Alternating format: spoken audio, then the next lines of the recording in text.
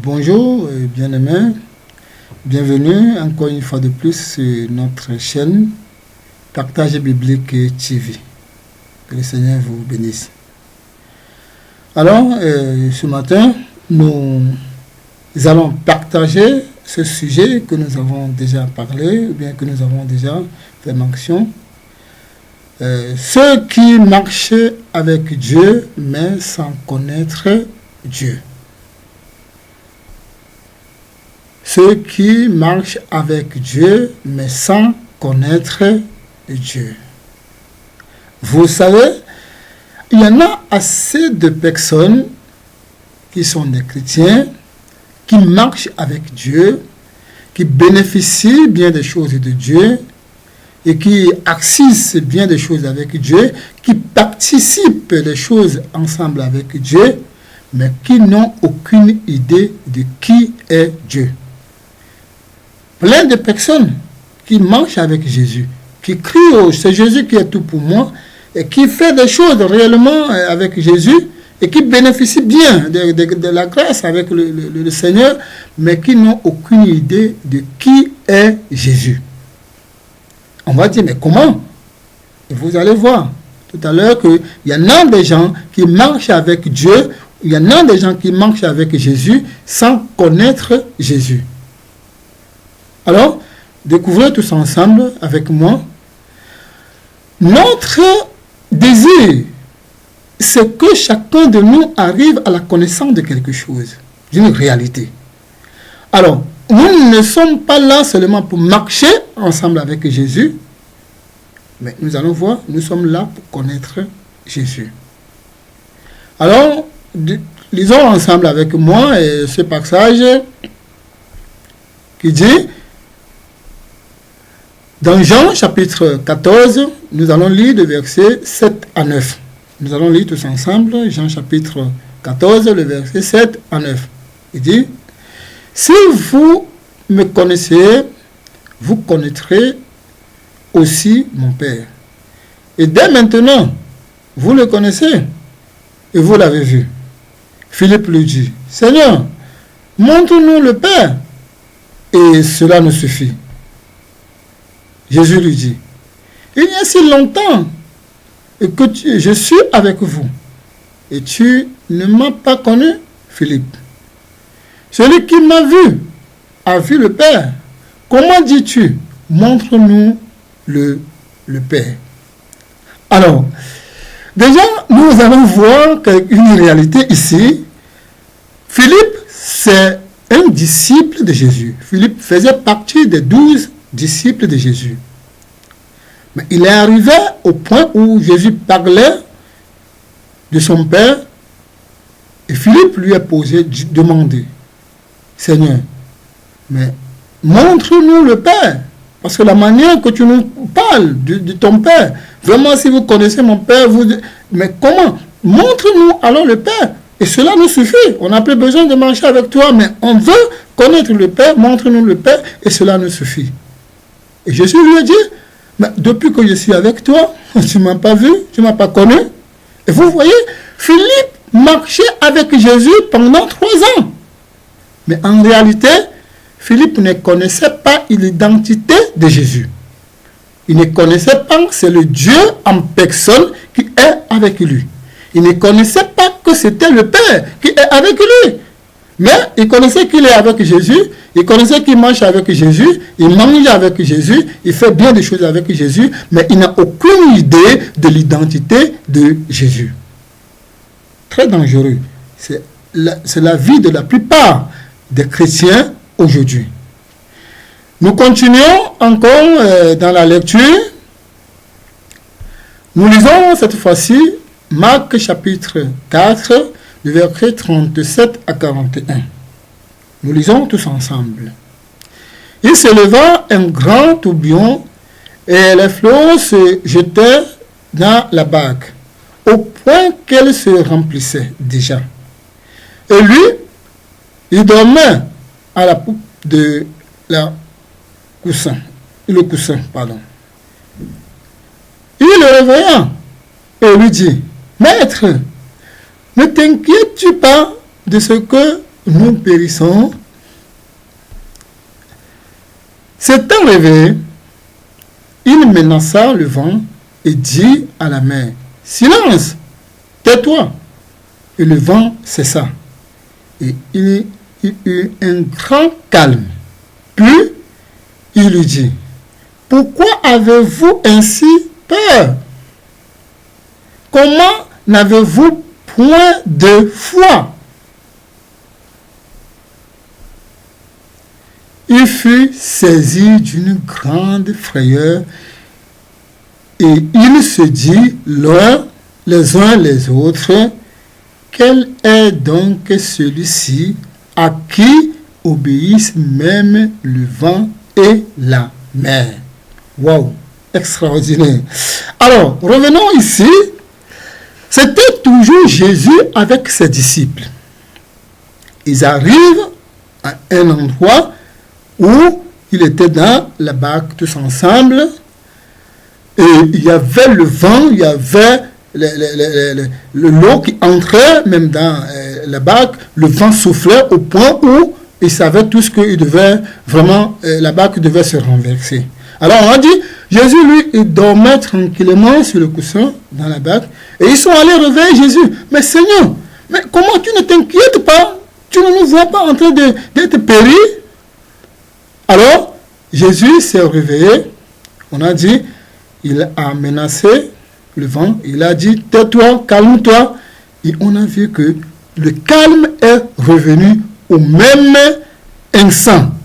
Alors, mais ce qui m'a surpris, c'est la réaction des disciples. Qu'est-ce qu'il dit?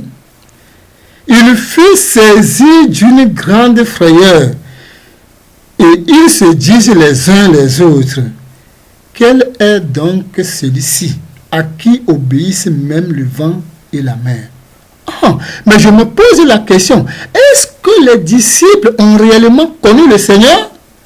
Est-ce qu'ils ont connu l'identité de qui il est? Ils savent très bien qu'ils marchent avec quelqu'un nommé Jésus. Ils savent très bien qu'ils marchent avec un prophète, un homme de Dieu. Mais ils n'ont aucune idée de qui est Jésus.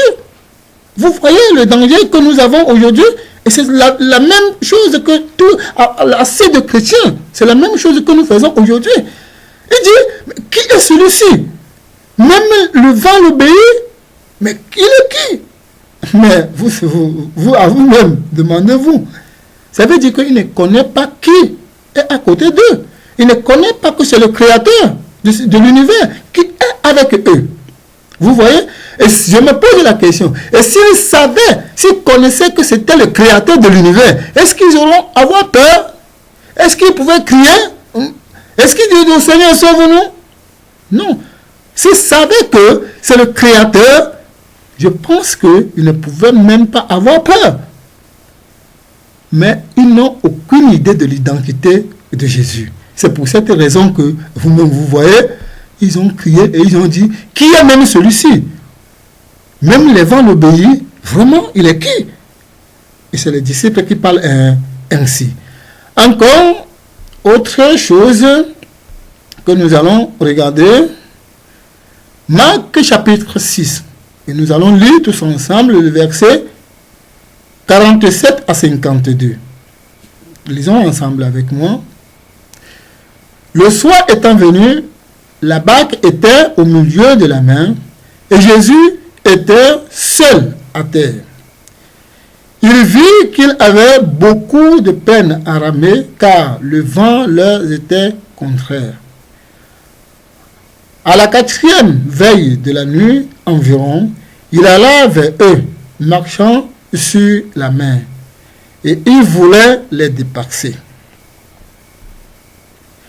Quand il le vit marcher sur la mer, il crut que c'était un fantôme, et il poussait des cris, car ils le voyaient tous, et il était troublé.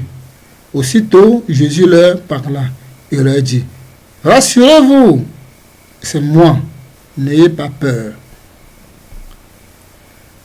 Puis, il monta vers eux dans la barque et le vent cessa.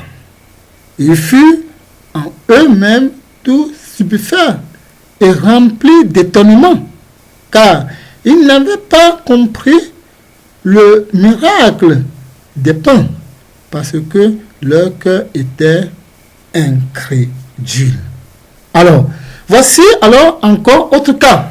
Jésus, toujours avec ses disciples, les Pierre, les Jean, les Matthieu, tous ceux-là que nous connaissons, que nous appelons aujourd'hui disciples, ils étaient ensemble avec Jésus, ils marchaient avec Jésus, et voilà qu'il était dans la barque, il s'avançait, et au beau milieu de la nuit, il voit Jésus marcher sur l'eau.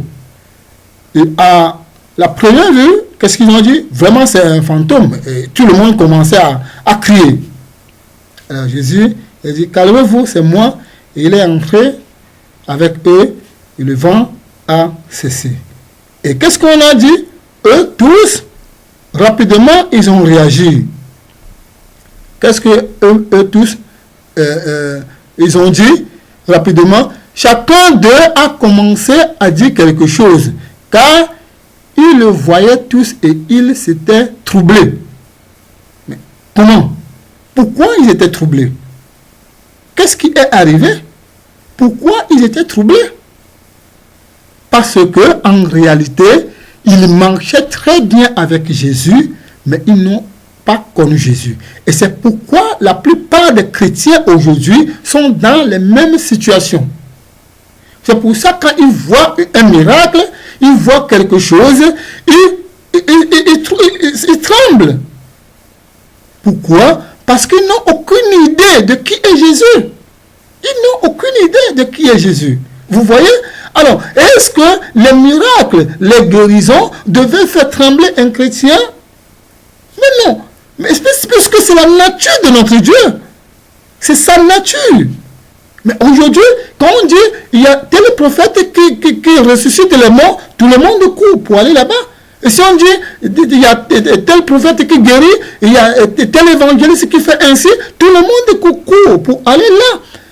On voyait les miracles comme quelque chose d'extraordinaire parce qu'on n'a pas connu qui est Jésus. Malgré qu'on marche avec lui.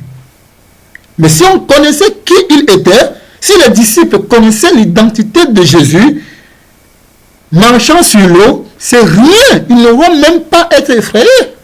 Ça ne devait même pas être quelque chose d'extraordinaire pour eux, puisque c'est le Créateur. Et c'est ce que la plupart des chrétiens font aujourd'hui. Les choses de rien, qui sont les choses de la nature de Dieu, quand ils les voient, ou bien quand ils regardent ces choses, ils sont troublés et ils se donnent totalement à des êtres humains comme eux, pensant que c'est eux qui ont une force. Et je dirais jamais. C'est l'erreur. Continuons tous ensemble. Nous allons encore voir un exemple, l'exemple de Pierre. Et je vous dis, il y en a des gens qui pensent déclarer ou bien qui pensent vraiment connaître Jésus, mais au fond, ils ne le connaissaient pas. Le fait de déclarer, le fait de parler de Jésus, ou bien de conférer, ou bien de dire que non, je connais qu'il est ainsi le Fils de Dieu, ne veut pas dire qu'on connaît Jésus. Alors, nous allons voir cet exemple. Lisons ensemble avec moi dans Matthieu chapitre 16. Le chapitre 16, nous allons aller pas à pas. Nous allons lire d'abord le verset 13 à 16. Jésus étant arrivé dans le territoire de Césarée de Philippe, demanda à ses disciples, « Qui dit que je suis, moi, le Fils de l'homme ?» Il répondit, « Les uns disent que tu es Jean Baptiste, et les autres Élie, les autres Jérémie ou l'un des prophètes. Et vous, leur dit-il, qui dites-vous que je suis? Simon Pierre répondit, tu es le Christ, le Fils du Dieu vivant. Alors, ici, tout le monde pouvait faire savoir que, c'est clair, Pierre a déclaré réellement, Pierre lui au moins a connu qui est Jésus. Et je vous dirais, non, Pierre n'a aucune idée jusqu'à présent, jusqu'au moment où nous sommes en train de lire, Pierre n'a aucune idée de qui est Jésus. puisque les versets qui suivent vont nous dire si Pierre a connu réellement Jésus ou pas. Mais plusieurs peuvent faire cette déclaration. Plusieurs peuvent déclarer ainsi: Jésus est le Fils unique de Dieu. Jésus est le Sauveur de l'humanité. Jésus est le Christ. Jésus est notre salut. On peut déclarer toutes ces choses, mais sans connaître qui est Jésus. Alors, suivons progressivement et nous allons voir.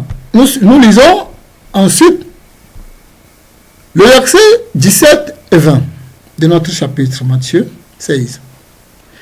Jésus, reprenant la parole, lui dit: Tu es heureux, Simon, fils de Jonas, car ce ne sont pas la chair et le sang qui t'ont révélé cela, mais c'est mon Père qui est dans les cieux. Et moi, je te dis que tu es Pierre, et que sur cette pierre, je bâtirai mon église, et que les portes du séjour des morts ne prévaudront point contre elle. Je te donnerai les clés du royaume des cieux. Ce que tu lieras sur la terre sera lié dans les cieux, et ce que tu délieras sur la terre sera délié dans les cieux. Alors, il recommanda aux disciples de ne dire à personne qu'il était le Christ. Alors, vous voyez déjà ici, Jésus dit à Pierre, Pierre, ne pense pas que c'est la chair et le sang qui t'ont révélé ceci, mais c'est mon Père seul qui t'a révélé ça. Alors, nous voyons une chose ici qui est très importante. Nous pouvons bien avoir la révélation même de Dieu. Dieu peut nous révéler certaines choses et que c'est une réalité, mais que nous-mêmes, nous ne connaissons pas Dieu. Que nous-mêmes, nous n'avons jamais fait l'expérience de sa connaissance. Mais quand même, Dieu peut nous révéler quelque chose. Comme Pierre, Dieu lui a révélé que c'est le Fils unique de Dieu, c'est le Sauveur. Et il a dit, et réellement c'est lui. Mais Jésus lui a rendu conscient que ça ne vient pas de toi, c'est mon Père qui l'a fait. Alors, ça veut dire, Pierre, ce n'est pas toi qui m'a connu. Mais jusqu'à présent, peut-être Pierre pouvait penser que non, moi seul, vraiment, je suis fort. J'ai quand même découvert pendant que les autres disaient, c'est un prophète et autres, moi j'ai connu que c'est lui. Alors moi, je connaissais déjà qui est Christ. Faux. Vous allez voir tout à l'heure. C'est pour cette raison que nous venons de lire. Jésus les a dit, ne dis cela à personne, que je suis le Fils de Dieu. Pourquoi? Parce qu'il refusait le formalisme. Plusieurs peuvent se prononcer. Il est le Christ, il est le Fils, et on peut le suivre sans connaître qui il est, sans connaître son identité. C'est pour ça qu'il a dit, ne dis à personne. Et nous allons voir, si Pierre réellement a connu le Seigneur, suivez-moi, nous lisons encore maintenant ce passage, toujours dans Matthieu 16, le verset 21 et 23.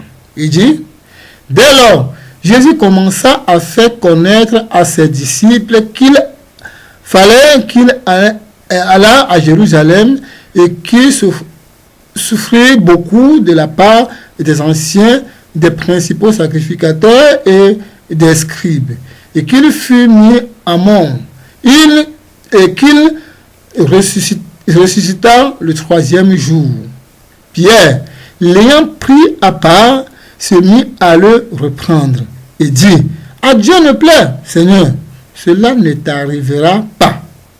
Mais Jésus se retourna, dit à Pierre, arrière-toi de moi, Satan, tu mets en scandale, car tes pensées ne sont pas les pensées de Dieu, mais celles des hommes. Vous voyez déjà ici, nous voyons que Pierre, que nous voyons que peut-être lui, il a une connaissance de Jésus, qui a déclaré que tu es le Fils de Jésus, mais ici, Pierre dit, quand Jésus a commencé, a dit, je vais aller à Jérusalem, on va m'arrêter, on va me tuer, et on va m'enterrer, et je vais ressusciter le troisième. Quand Jésus a commencé à parler de son œuvre, l'œuvre qu'il est venu faire sur la terre, et qu'est-ce que Pierre a dit? On a dit, il a pris Jésus pour aller à l'écart, pour dire, jamais, ça ne doit pas arriver. Et je pose la question, si Pierre connaissait qui était Jésus, ce qu'il est venu faire dans ce monde, est-ce que Pierre aurait s'opposé à la déclaration de Jésus? Je dirais non. Vous voyez, Pierre n'avait aucune idée que ça c'est l'agneau qui doit sauver le monde. Il n'avait aucune idée que ça c'est le sacrifice qui est devant moi. Il n'avait aucune idée que ça c'est le Dieu vivant qui est devant moi. Il n'avait aucune idée que ça c'est l'agneau du salut. Vous voyez, Pierre ne connaissait pas l'identité qui est Jésus. C'est pour ça qu'il dit que non, tu ne vas pas mourir. Ça ne va pas arriver. Et Jésus dit, tes pensées ne sont pas des pensées de Dieu. C'est des pensées de Satan. C'est des pensées diaboliques. Alors, vous voyez, alors si quelqu'un a la pensée du Satan, est-il réellement enfant de Dieu? Cette personne connaît réellement Dieu? Quand Paul dit, car nous avons la pensée de Dieu. Ça veut dire que ceux qui ont connu réellement le Seigneur ont la pensée de Dieu. Alors, vous voyez, on a dit à Pierre, vraiment, tes pensées viennent du diable. Alors, nous reconnaissons déjà là-bas que Pierre n'a aucune idée de qui était Jésus. Alors, nous voyons encore ce passage que nous allons encore partager. Luc 22, le verset 31-32. Le Seigneur dit, Simon, Satan vous réclame pour vous cribler comme le froment. Mais j'ai prié pour toi, afin que ta foi ne défaille point. Et toi, quand tu seras converti, affermis les autres. Or, mais comment? On voit que ici, c'est le Seigneur qui parle à Pierre. Il dit, Satan vous cherche pour vous cribler. Mais je prie pour toi.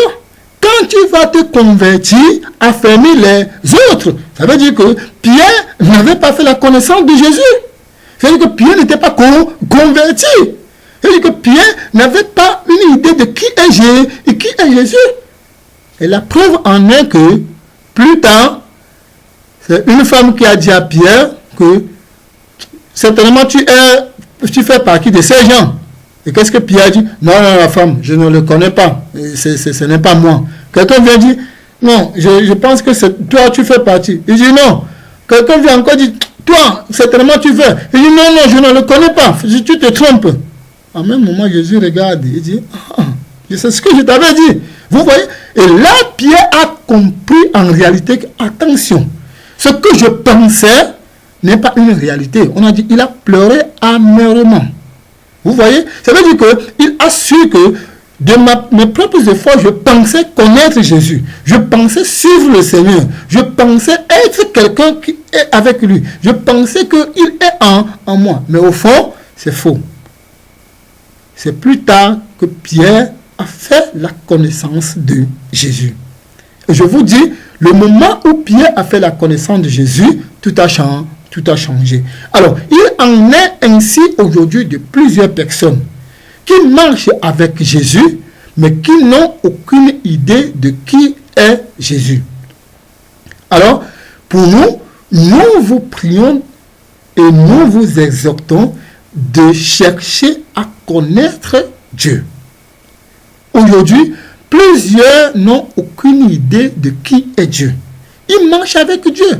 Ils bénéficient des prodiges, des miracles, des nourritures, de tant de choses. Mais ils n'ont aucune idée de qui est Dieu. Alors, nous vous conseillons de chercher à connaître Dieu. Alors, d'où vient le prochain thème ou bien la prochaine vidéo? Nous allons parler de ce sujet. Chercher à connaître Dieu. Vous savez, c'est très très important pour nous de chercher à connaître Dieu. Puisque sinon c'est un danger pour nous de penser être avec Dieu, de penser le connaître, mais au fond, il va dire, je ne vous ai jamais connu. Alors pour nous, vraiment nous conseillons chacun à chercher à connaître Dieu. Et si vous voulez découvrir Suivez-nous dans la prochaine vidéo. Vous allez découvrir, chercher à connaître Dieu. Alors, nous vous prions de ne pas être ceux-là qui marchent avec Jésus sans connaître Jésus, mais nous voulons que, en marchant avec Jésus, que vous cherchiez à connaître qui est Jésus. Que le Seigneur vous bénisse et qu'il vous fortifie. À la prochaine. Merci bien.